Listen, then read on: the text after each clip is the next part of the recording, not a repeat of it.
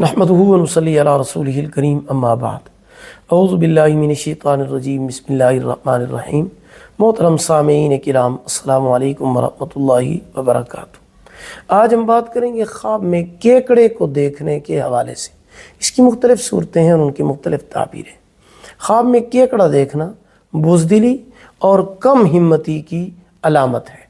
خواب میں کیکڑے کو پکڑنا بزدل دوست کی دلیل ہے، کسی کم ہمت انسان کا ساتھی ہوگا اور اس سے بہت تھوڑا نفع حاصل کرے گا۔